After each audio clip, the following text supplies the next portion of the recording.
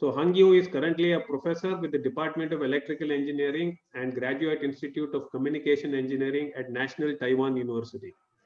His research interests include broadband wireless networking, IoT, and fog computing. He actively participates in wireless communication standardization activities.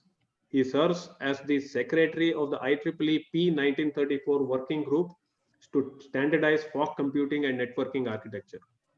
So Hung Yu, thanks for agreeing to talk. I invite you to start your talk.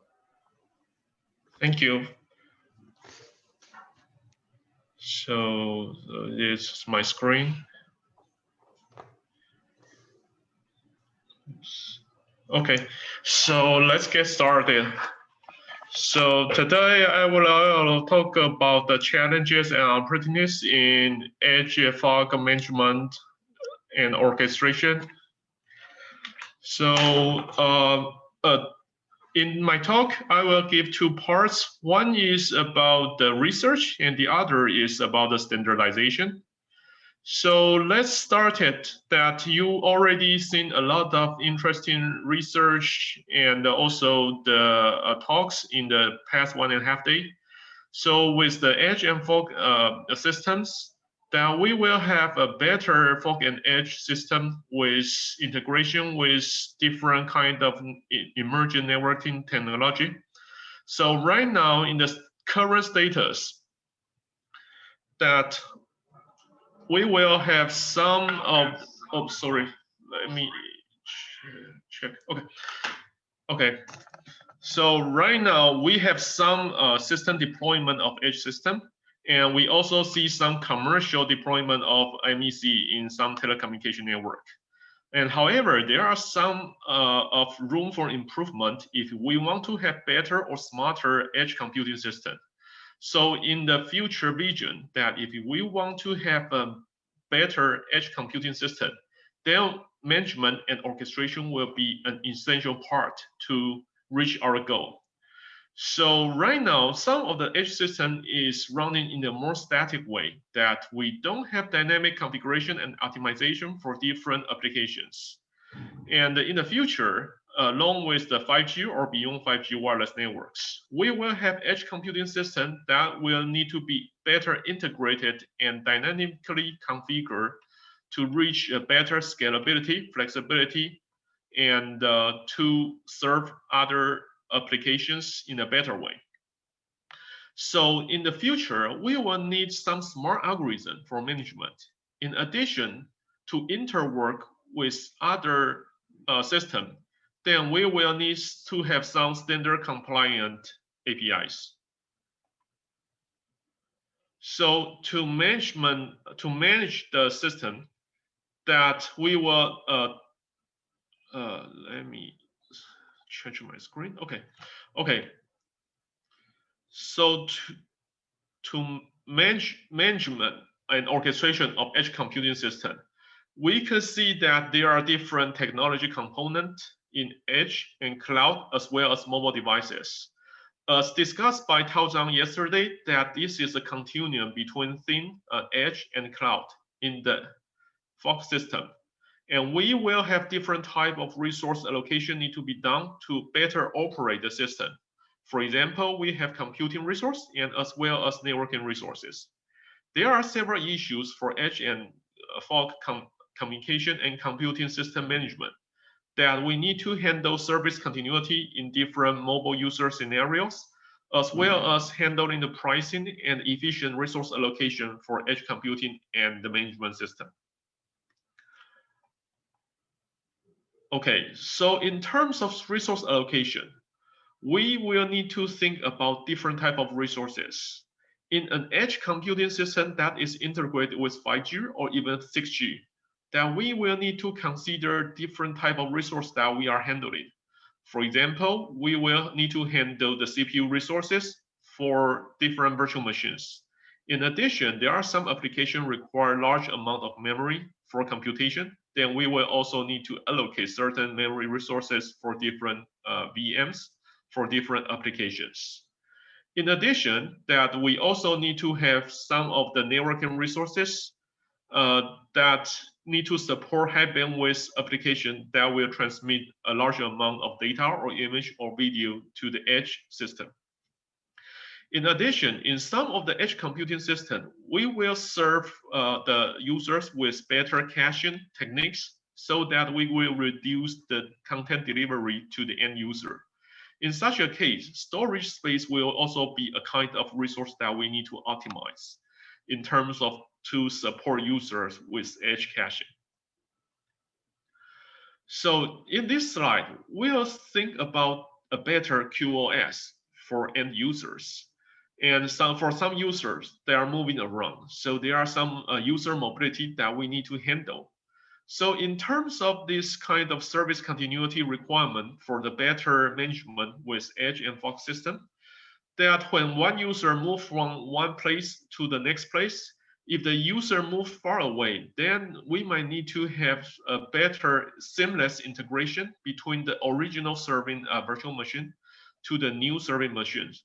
So depending on the mobility pattern, as well as the loading for different edge nodes, then we will need to handle service continuity in our future edge management and orchestration system. Here is a system architecture figure on the virtual networks. So as you have been listened to some of the talks, in the future, wireless edge computing system, it is a softwareized system that many of the technical components within the system will be virtualized. So you heard the terms SDN and NFV. Some of the systems are virtualized so that this computing will be using virtual machine, and network connection will also be serving with virtual network function. So in this kind of system, we will have infrastructure providers that have some physical base station and physical radios, as well as some physical machines and the servers. And in between, we will have virtual network provider as well as virtual network operator. And on the top, we will have service provider that deliver certain type of applications. So in between, in a efficient edge management and orchestration system, we need to map the upper level application requirement to the middle level virtual network operation.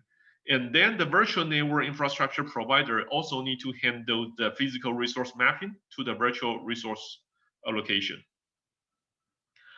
So in terms of the virtualization network, that we will need to have this kind of flexibility to handle SDN and NFV-based edge management and orchestration.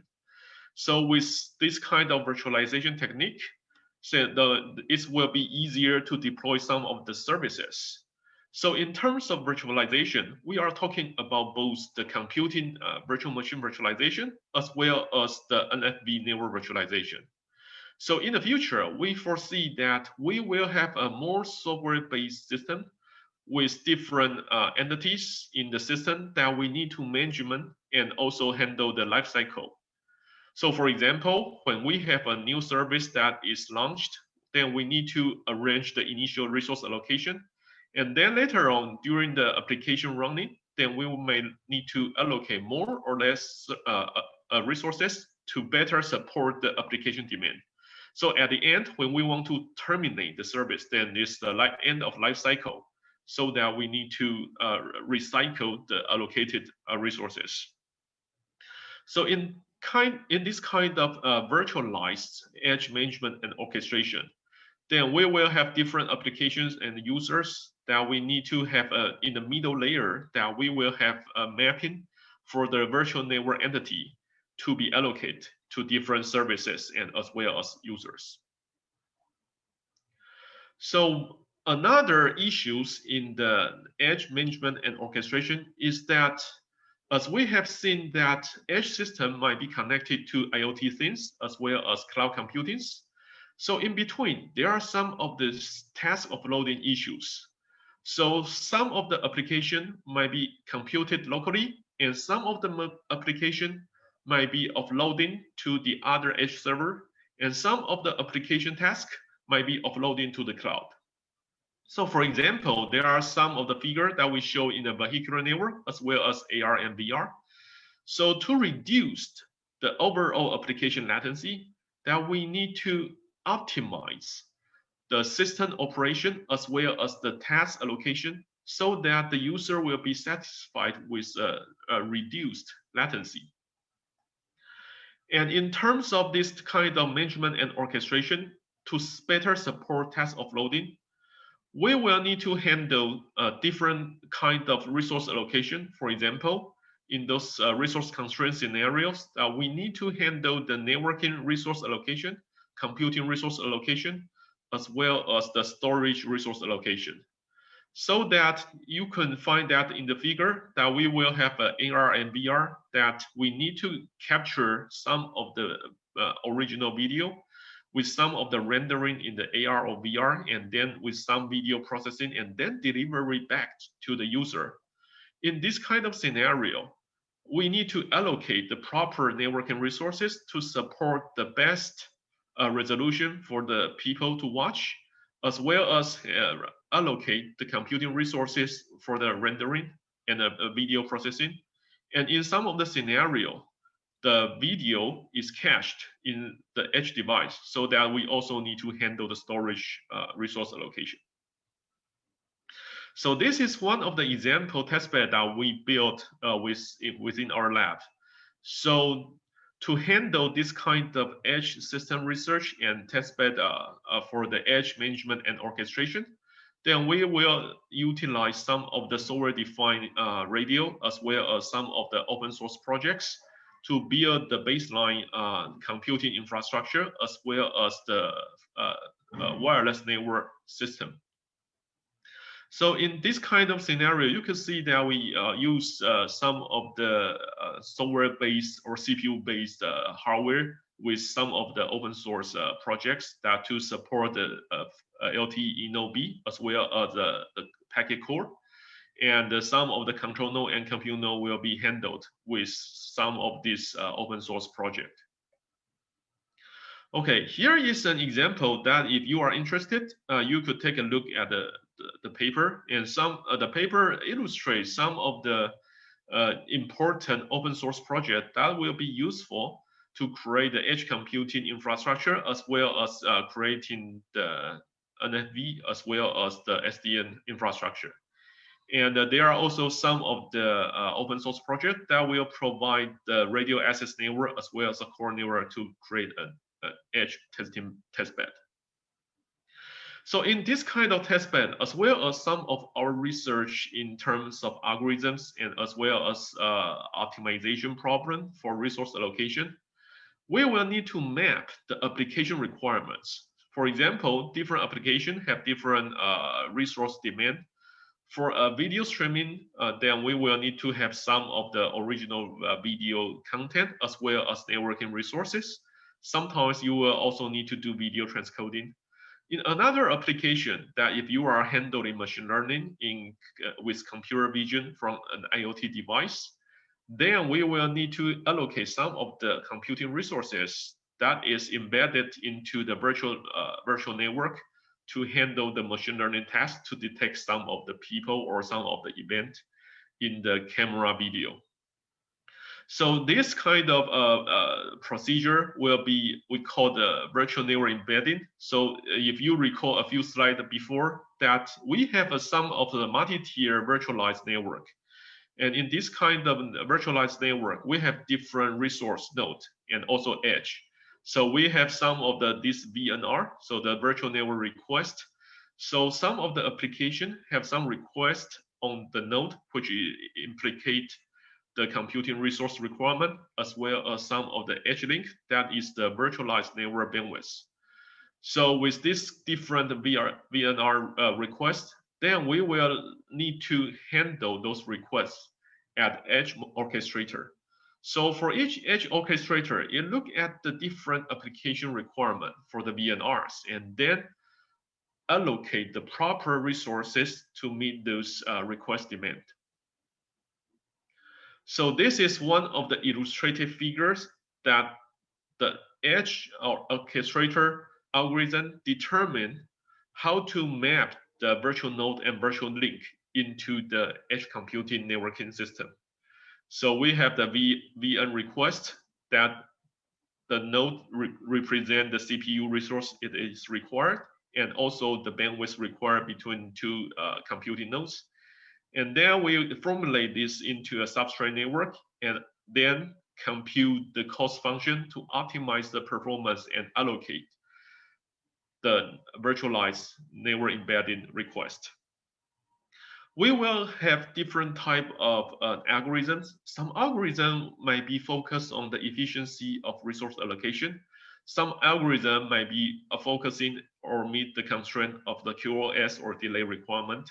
And some of the algorithm might also consider the energy efficiency of within the cost function. So depending on your objective function as well as the different demand requests, then an edge orchestrator will run different type of algorithm to meet the user demand and also to run the system in a more efficient and smart way. So in the above part, we talk about some of the research issues that is more like algorithm and optimization as well as some of the mathematical model in the previous few slides. In the second part, I will quickly go through some of the reason standard activities in IEEE SA. So in IEEE SA, there are two fog and edge related standard projects. One is 1934, which is about architecture. And I won't talk too much about that part today. And the other part is directly related to the edge management and orchestration. So in the 1935, as mentioned by Rob yesterday and also Doc yesterday, that we have some interesting activity going on in IEEE Standard Association. So I'm right now is chairing the P1935 standardization. In P1935 standard, we will investigate the edge fog system management and orchestration mechanisms. So before going into the details of the edge management and orchestration mechanisms, we will first define the architecture for managing edge computing entities within the P1935 framework. And later on, between different entities, we will have some service APIs between those edge nodes and also the control node and orchestrator. So in the standard, we will define those APIs. And after defining those APIs, we will also define different actions that the edge nodes, including edge compute node and edge control node, so that they will perform some of the lifecycle management procedures. In those management procedures, there are some signaling flows and control signaling messages that we need to define, so that we will enable some of the new application support or also configure some of the infrastructure nodes. So in this slide, this is the P1935 management architecture figure. So this is actually a three-tier architecture. In the upper tier, this is the edge fog orchestrator. So within the single administrative domain, we will have an edge fog orchestrator that handle the orchestration within the domain. And within the orchestrator, there are some APIs that will be supporting different operations. And in the middle state, middle tier, we will have some of the control nodes. So control nodes will be handling the computing infrastructure. So we will have some platform managing entities within the control node. And also it will utilize some of the VM controller that will be used to handle or manage the compute node. So in the bottom part, the third tier will be the compute node.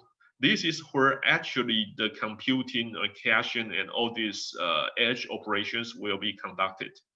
So within this three-tier architecture, so the edge orchestrator on the top sends some command to the control node, and the control node will be also transmit some of the command to those compute nodes. So in the P1935 standard, we will define those entities as well as interfaces, and also the procedure to handle those events. Okay, so in this slide, we will briefly talking about some of the actions that we will take in the 1935 system. So for example, we will do resource management for the edge computing platform.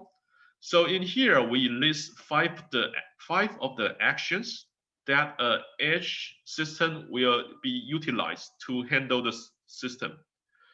And also, for example, this is basically a life cycle management issues. So we will create some new resources, and at the end, we will delete the resources. And in between, we might need to reconfigure the resources. For example, some of the tasks need extra resources, or some of the resources are idling.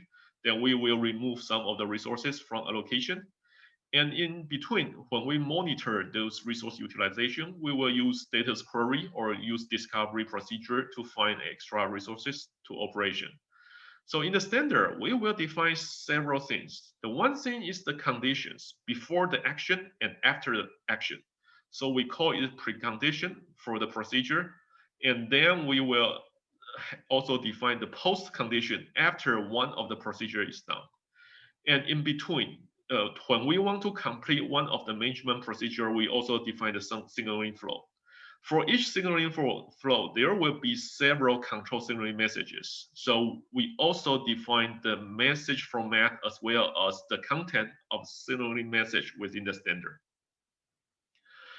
The other part of this P1935 management is the application management. So when you are running an edge system, then you will add in a new application, and sometimes you will remove one of the application if it is not needed anymore. So this is a life cycle from the birth to the death. So at the beginning, at the birth, we will have this application onboarded. So this is starting a new application. And then it's like instantiation. So we have some blueprint of some of the application requirement, and then we will instantiate it. And then when we manage in an application, we will have also some of the context information go along with this application. So we will have creation, deletion of those application context. And in between, when we want to adjust the application management settings, then we will also have the reconfiguration command in between. At the end, we will have application termination. So similarly, we will define the conditions before and after the procedure, as well as the signaling flow and the signaling format. So in conclusion, in this short talk, I quickly go through some of our recent activities in 1935. So in the future, when you design an edge system, then you will need to have some standard APIs to manage and configure the edge computing system. So 1935 is an ongoing standard project, and so we are defining the APIs and also the procedure to handle the management in edge for computing system. In addition, the standard only defines the basic APIs. You need to have a smart brain to configure those things. So in terms of research, we also design some of the smarter algorithms to better utilize the resources and handling the application in an edge computing system. So in the future, we think that there are still a lot of research that can be done for smart management of a different application-oriented edge computing systems. And we also think that machine learning will play a key role in terms of management and orchestration. And on the other hand, privacy and security is always an important issue. We didn't talk too much about it, and there are actually a lot of open research to add and manage security and privacy issues in an edge computing system. And as Tom mentioned in yesterday's keynote, 6G will be important to integrate communication and computing. So I also believe that fog edge computing paradigm will be better or tightly integrated with the next generation communication system. And by integrating it, we are not just connecting them together. We need to have a better management so that we will run those systems in a smarter, flexible, and scalable way. Thank you. So this is conclude my talk. And here are some of the papers that if you are interested and search me, my name in the IEEE Explorer, that we publish some of the research in the BNE configuration, as well as some of the machine learning and also some of the resource allocation using game theory and auction to handle the edge computing system management and orchestration problems and algorithms. Thank you.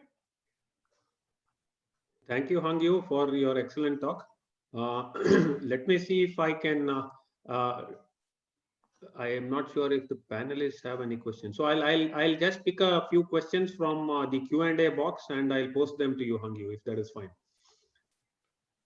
Okay, so it's about. So we'll take a couple of questions, Hung Yu. I'll just read it out for you. Okay. So let me take the first one. How can we configure a fog node network interface for microservices running on fog nodes on demand in real time? Okay, so basically that's what the 1935 standard tried to do. So we have the APIs. So after you have some software that connect the APIs in the edge manager entity, for example, the edge orchestrator, then you will ask the control node or compute node to allocate extra resources to configure the application, which is a microservice. So when a new microservice comes in, then we will need to go through the procedures to start it. And then in between, we might also allocate extra resources or reduce the allocated resource to serve that microservice. So that's an ongoing thing in 1935.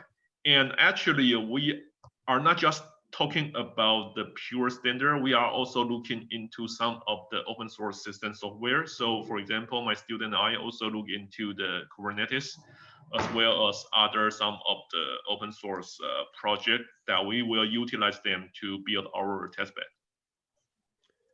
One last question, Hung Yu. So there is a question related to traffic orchestration.